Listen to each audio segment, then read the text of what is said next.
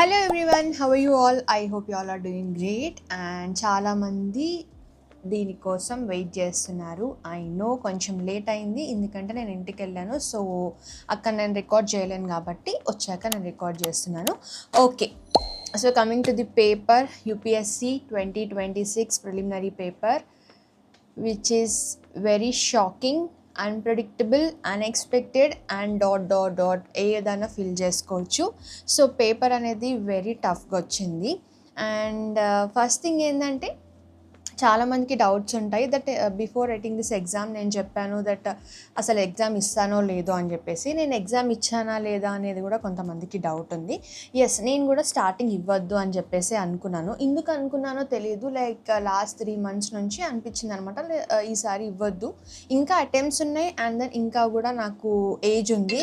So sorry, ఇంకా కూడా age ఉంది, అప్పుడు ఇద్దాము, ఇంకొక నెక్స్ట్ ఇయర్ అలా ఇద్దాము, ఇప్పుడైతే ప్లాన్ బీకి వెళ్ళిపోదామని చెప్పేసి అనుకున్నాను. బట్ చదివేశాం కదా, యూపీఎస్సీకి వస్తే ఏంటంటే ఆల్రెడీ చదువుతాం కాబట్టి అదే ట్రాప్లో ఉంటాం అనమాట. చదివేశాం కదా, ఇచ్చేద్దామని.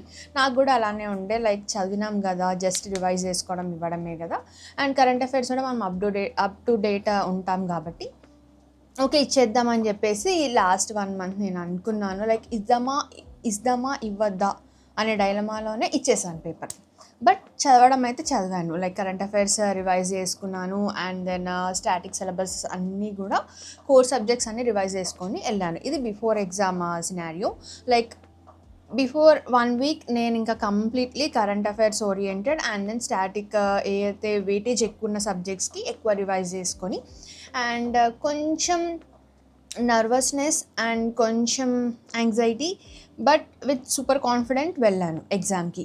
So on the day of the exam morning కూడా ముందు రోజు కూడా రివైజ్ చేసుకున్నాను అండ్ మార్నింగ్ కొంచెం కూల్గా with so much of blessings from my parents and from you and from my well wishers, friends and everyone and grandparents everyone. And then ఎగ్జామ్కి వెళ్ళిపోయాను and ఈసారి ఫేస్ అథెంటికేషన్ కూడా ఉండింది. Everything went very good and లోపలికి వెళ్ళాను very peaceful మైండ్తోని. అసలు నాకు మామూలుగానే ఎగ్జామ్ అంటే I go with very peaceful mind. And ఇంకోటి ఏంటంటే కొంచెం టెన్షన్ కూడా నేను ఎక్కువ తీసుకోను. సరే, మా నాన్న చిన్నప్పటి నుంచి చెప్పేదంటే ఎగ్జామ్ అంటే ఎగ్జామ్ మీరు మాక్ టెస్ట్ రాస్తున్నారు కదా, దానిలానే ఒక రోజు ఉంటుంది అని చెప్పేసి వెళ్ళి రాయడమే, అస్సలు టెన్షన్ తీసుకోదు, దానివల్లనే ఆన్సర్స్ మీరు మర్చిపోతారు అని చెప్పేసి. చిన్నప్పటి నుంచి ఇప్పటి వరకు కూడా ఈవెన్ ఇన్ మై బీటెక్ ఇంటర్వ్యూలో కూడా ఇంటర్వ్యూ చేసే వాళ్ళందరూ షాక్ అయ్యారనమాట, లైక్ ఇంత కాన్ఫిడెంట్గా ఉంటున్నామని. ఆ సెపరేట్ స్టోరీ. సో నేను అంత కాన్ఫిడెంట్గా ఉంటానన్నమాట. వచ్చిన వరకు రాద్దాము, టెన్షన్ ఉండద్దు అనే మైండ్ సెట్ నాది. So very positive mind set ఉంటుంది. కానీ ఈసారి ఎందుకో చాలా నర్వస్నెస్ ఉండే. లైక్ నేను వెళ్ళిన వెంటనే కూర్చున్నాకనే అక్కడ ఇన్విజిలేటర్ ఉండి సడన్గా నా దగ్గరకు వచ్చేసి you are feeling very nervous and మీరు చాలా స్ట్రెస్ అనిపిస్తున్నారు, it's okay, that's an exam అంతే, డోంట్ వరీ, ఖచ్చితంగా నువ్వు బాగా రాస్తావు, ఆల్ ద బెస్ట్ అని చెప్పారు. So she is the one who boosted. అంటే ఆ టైంకి నాకు ఫస్ట్ టైం అట్లాంటిది వచ్చింది. అండ్ చిన్నప్పటి నుంచి ఇప్పటి వరకు కూడా ఎవ్వరు టీచర్స్ అందరు మెచ్చుకునే వాళ్ళే, అంటే కొంచెం ధైర్యంగా ఉంటుంది అది అని చెప్పే తప్ప ఇలా చెప్పింది లేదు. అండ్ నేను ఫీల్ అవుతున్నప్పుడు అది గమనించి చెప్పడం అనేది I felt very good and అది నాకు కొంచెం బూస్టప్ ఇచ్చింది. ఓకే, కొంచెం కామ్గా ఉన్నాను. అండ్ దెన్ పేపర్ వచ్చింది, నాది వచ్చేసి సెట్ ఏ అనమాట. సో సెట్ ఏ పేపర్ నాది. సో పేపర్ ఓపెన్ చేశాను. ఓపెన్ చేశాకనే ఫస్ట్ హిస్టరీ. సో హిస్టరీ ఎందుకు, కొన్ని మనం ఎంత చదివినా కొన్ని క్వశ్చన్స్ మనం చూస్తే ప్యానిక్ అవుతామని చెప్పేసి I went to polity and economy, geography, ఈ 3 సబ్జెక్ట్స్కి వెళ్దాము, ఫస్ట్ అవి కంప్లీట్ చేసి హిస్టరీకి వద్దామని చెప్పేసి వెళ్ళాను.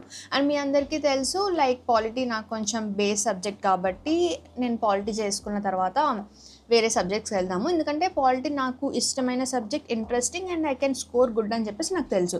So every year 14 to 18 questions polity నుంచి వస్తాయి. సో అది అటెంప్ట్ చేద్దామని చెప్పేసి ఓపెన్ చేస్తే ఎంతకీ పాలిటీ రాదు, లైక్ అరౌండ్ నాకు 54 or 53 క్వశ్చన్ నెంబర్ నుంచి పాలిటీ వచ్చింది.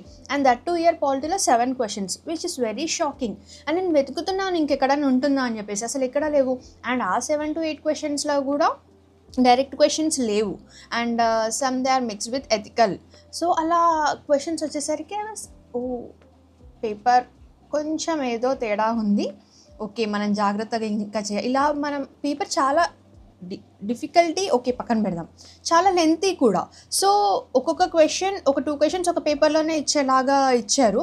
So which is very lengthy, మనం చదువుకొని అర్థం చేసుకొని రాయడానికి టైం పడుతుంది. ఫస్ట్ 1 అవర్కి నాకు పాలిటీ, ఎకానమీ అండ్ ఇంకేదో సబ్జెక్ట్ చేశాను, అరౌండ్ 20 క్వశ్చన్సే చేశాను.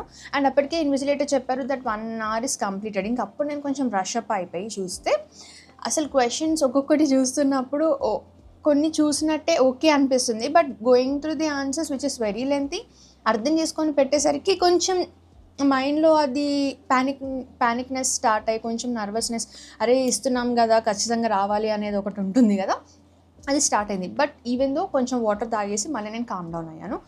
అండ్ దెన్ పేపర్ చూస్తున్నా ఓకే ఫైనల్లీ ఎగ్జామ్ అయితే రాశాను.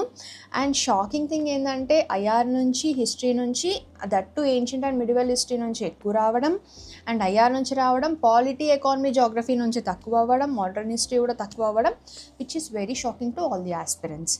అండ్ పేపర్ వైజ్ వస్తే ఎథికల్ క్వశ్చన్స్ కూడా వచ్చాయి ఈసారి, which is again shocking. So ethical questions ఎప్పుడూ రావు, will prepare from means ethical questions వచ్చాయి. But okay that is fine. And నేను దాన్ని అటెంప్ట్ చేశాను. Hopefully it will go right అని అనుకుంటున్నాను. So that's okay. First paper అలా అయిపోయింది. ఇంటికి వచ్చాను, మా నాన్నకి చెప్పాను like paper is tough and ఎంత గట్టిగా కూర్చొని ప్రిపేర్ అయినా విచ్ ఇస్ అన్ప్రెడిక్టబుల్ పేపర్.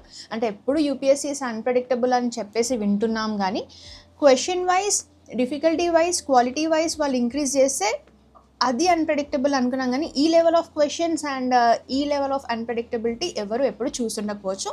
గత 10 yearsలో which is a very hardest paper, and UPSC హిస్టరీలోనే which is a very hardest paper అని చెప్పేసి చాలా న్యూస్ మీరు చూస్తుంటారు.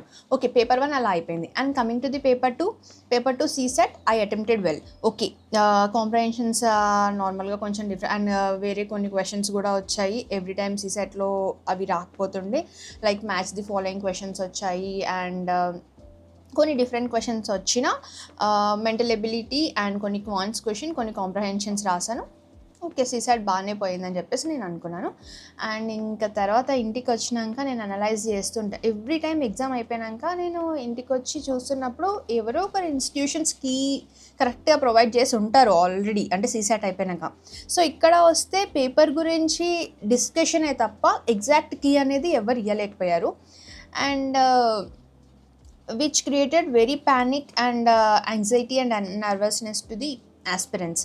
సో అలా ఎగ్జామ్ అయితే పేపర్ గురించి అలా అయిందనమాట, which is very tough. And అసలు ఒక స్టాండర్డైజ్డ్ లెవెల్ పేపర్ అంటే ఈ క్వశ్చన్ ఈ సబ్జెక్ట్ నుంచి ఈ క్వశ్చన్స్ వస్తాయి, ఈ సబ్జెక్ట్ నుంచి ఈ క్వశ్చన్స్ వస్తాయి. అండ్ లైక్ బ్యాంకింగ్ అని ఎస్ఎస్సి వేరే అదర్ గవర్నమెంట్ ఎగ్జామ్స్ చూస్తే they will give certain weightage to the subjects. UPSC కూడా అలానే చేసేది, కానీ సడన్గా చేంజ్ అయ్యేసరికి షాకింగ్.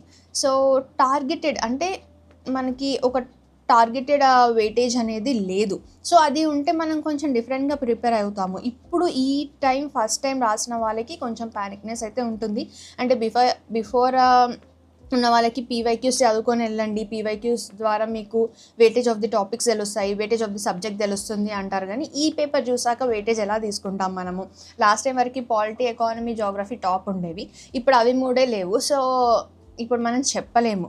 సో యూపీఎస్సీ చైర్మనే డైరెక్ట్గా ప్రపోజ్ చేశారు that exam is very tough అని. అండ్ సో అలా అయిందనమాట. అసలు ఏం చెప్పాలి, ఎలా చెప్పాలి, అసలు రిజల్ట్ ఎలా వస్తుందో కూడా తెలీదు. So just waiting for the result అంతే. అండ్ ఫైనల్లీ నేను ఎగ్జామ్లో అటెంప్ట్ చేసిన క్వశ్చన్స్ పేపర్ ఏలో 80 అండ్ పేపర్ 2 లైక్ సీసాట్లో జనరల్ స్టడీస్లో 80 చేశాను, సీసాట్లో ఐ థింక్ సో అరౌండ్ 50 అలా చేశాను. సో జనరల్ స్టడీస్లో 80 కరెక్ట్ అవుతాయా, తప్పుపోతాయా? 80లో కూడా కొన్ని నేను కాన్ఫిడెంట్గా పెట్టిన క్వశ్చన్స్ ఉన్నాయి, కొన్ని నేను ఆలోచించి పెట్టిన క్వశ్చన్స్ ఉన్నాయి. లైక్ డైలమా క్వశ్చన్స్ అనమాట. అంటే ఒక 2-3 తెలిసి ఇంకొకటి తెలియకపోవడం, అలా వెరీ ఫ్యూ గెస్ వర్క్ చేశాను, ఎందుకంటే నా గెస్ ఎప్పుడు కరెక్ట్ అవ్వదు. So guess and luck based అయితే అస్సలే నా వల్ల కాదనమాట. చదివింది నేను రాస్తేనే అది కరెక్ట్ అవుతుంది. సో అలా పేపర్ అయింది. I don't know how it goes. And అలా జరిగిందనమాట. ఇదంతా పేపర్ గురించి. అండ్ చాలామంది చెప్పుకుంటారు, నా ఎక్స్పీరియన్స్ నేను చెప్తున్నాను, ఐ మీన్ నేను ఎలా ఫీల్ అయ్యాను అనేది. సో ఇప్పుడేం మాట్లాడుకుందామంటే అవర్ మెంటల్ హెల్త్. ఇప్పుడు అందరు ఆస్పిరెంట్స్‌కి ఆఫ్టర్ ఎగ్జామ్ ఎలా రాసావు అని అడుగుతారు తప్ప how are you? I you okay? అంటే ఇప్పుడు కొంచెం రెస్ట్ తీసుకో రేపు మాట్లాడదాము అనేది చాలా తక్కువ మంది నుంచి వినిపిస్తది. ఎందుకంటే అందరు ఎక్సైటెడ్ ఉంటారు, ఇలానే ఉంటారు. But at that point of time ఒక ఆస్పిరెంట్‌కి కావాల్సింది లిటిల్ కేర్. అంటే ఇట్స్ ఓకే ఎగ్జామ్ ఎలానైనా అవ్వని, జస్ట్ టేక్ రెస్ట్, రేపు చూసుకుందాము అని చెప్పేసి. బట్ ఆ పుష్ రాదు. అండ్ ఇన్సైడ్ ఆస్పిరెంట్స్కి కూడా ఏమవుతుందో అనే ఆ భయం అనేది ఉంటుంది. సో అందరు ఆస్పిరెంట్స్కి నేను చెప్పేది ఏంటంటే it's okay, will wait for the result. And cut off ఎంత ఉంటుందో కూడా తెలియదు కాబట్టి రిజల్ట్ రోజు వరకు చూద్దాము. వచ్చినా విచ్ ఇస్ వెరీ గుడ్, రాకపోయినా which is very good. And ఇంకోటి ఏంటంటే go with the plan B. ముందు వరకు నేను కూడా ప్లాన్ బి అస్సలు చేసుకోకపోతుండే, దీంతోనే పోదాము ఖచ్చితంగా ఇది కొట్టాలని ఉంది. But after seeing this paper plan B must అనమాట. కొత్తగా వచ్చే వాళ్ళకి కూడా ప్లాన్ బి పెట్టుకొని రండి. లైక్ ప్లాన్ బి ఏమేమి ఉంటాయి? సెంట్రల్ గవర్నమెంట్ పోస్ట్ వెళ్తారా, స్టేట్ గవర్నమెంట్ పోస్ట్ వెళ్తారా, ఐటీ చేస్తారా, ఇంకా ఏదైనా చేసుకొని బట్ ప్లాన్ బి అయితే ఉంచుకోండి. ప్లాన్ బి గురించి కూడా నేను సపరేట్ వీడియో చేస్తాను. అస్సలు నర్వస్ అవ్వద్దు. And coming to the relatives, especially మీరు ఏమనకపోయినా అవసరం లేదు, బట్ డిస్కరేజ్, డిమోటివేషన్ మాత్రం అస్సలు చేయొద్దు. ఎస్పెషల్లీ ఇట్లాంటి పేపర్ వచ్చినప్పుడు మీరు చేస్తే ఇంకా తట్టుకోలేరనమాట. సో వాళ్ళ దగ్గరికి వెళ్ళి ఏమీ చెప్పకపోయినా పర్లేదు, ఎగ్జామ్ ఎలా రాసినావు అని అడగకపోయినా పర్లేదు తప్ప ఇంత ఏజ్ అవుతుంది, ఇన్ని అటెంప్ట్స్ ఇస్తావు, ఇంకెన్ని చేస్తావు అని చెప్పేసి అడగకండి. ఎందుకంటే ఆ ప్రిపరేషన్ ఎలా ఉంటుంది, ఆ స్ట్రెస్ ఎలా ఉంటుంది అనేది మాకే తెలుసు. ఎందుకంటే బిఫోర్ ఎగ్జామ్ అసలు ఎలా ఉంటుంది అనేది ఎవ్వరూ ఊహించలేంది. అండ్ ఇన్ఫ్యాక్ట్ మన పేరెంట్స్ కూడా వాళ్ళతో చదువుకోకుండా ఇక్కడ వేరే దగ్గర ఉండి చదువుకుంటే వాళ్ళకు కూడా మనది తెలీదు. దే నో మనం కష్టపడుతున్నామని. కానీ ఎంత స్ట్రెస్ లోపలికి తీసుకుంటున్నాము, ఎంతవరకు పడుకుంటున్నాం, ఎంతవరకు తింటున్నాం అనేది ఎవ్వరికీ తెలియదు, ఒక ఓన్ సెల్ఫ్కి తప్ప. సో ఒకవేళ మీకు అలాంటి రిలేటివ్స్ ఒకవేళ అంత పాయిజనస్ స్నేక్స్ ఉన్నా కూడా పట్టించుకోకండి. అండ్ పాజిటివిటీ దగ్గరే ఉండండి. అలాంటిది లేకపోయినా హ్యాపీగా ఒక 2-3 డేస్ లైక్ 1 వీక్ రెస్ట్ తీసుకొని ఆలోచించండి. లైక్ ప్లాన్ బీకి వెళ్తారా, లేకపోతే మళ్ళీ స్టార్ట్ చేస్తారా, which is very good. Start చేయండి, మళ్ళీ అదే పాజిటివ్నెస్తో స్టార్ట్ చేయండి. లేకపోతే ప్లాన్ బి చూసుకోండి, ఈసారి చూసుకొని నెక్స్ట్ ఇయర్ మళ్ళీ అటెంప్ట్ చేయండి. అలా చేసుకోండి తప్ప నెగిటివ్ సైడ్ అస్సలు వెళ్ళొద్దు. అండ్ ఇది ఒక చిన్న లైఫ్ మనది, ఈ ఒక్క ఎగ్జామే కాదు ఇంకా చాలా ఉన్నాయి. నెగిటివ్ పీపుల్ నెగిటివ్గానే మాట్లాడతారు, ఎందుకంటే వాళ్ళు ఏం సాధించలేరు కాబట్టి. నెగిటివ్గానైనా మాట్లాడితే ఏదో సాధించిన ఫీలింగ్ ఉంటుంది, అంతే తప్ప ఏం లేదనమాట. So stay strong. మనందరం ఒక కమ్యూనిటీ లాగా ఉండి మంచిగా బిల్డ్ అయ్యి మంచిగా సక్సెస్ అవుదాం. ఏ స్ట్రీమ్లో సక్సెస్ అయినా సక్సెస్ ఇస్ సక్సెస్ అంతే. So yes, that's it. And అందరు ఆస్పిరెంట్స్కి చెప్పాల్సింది గుడ్ లక్.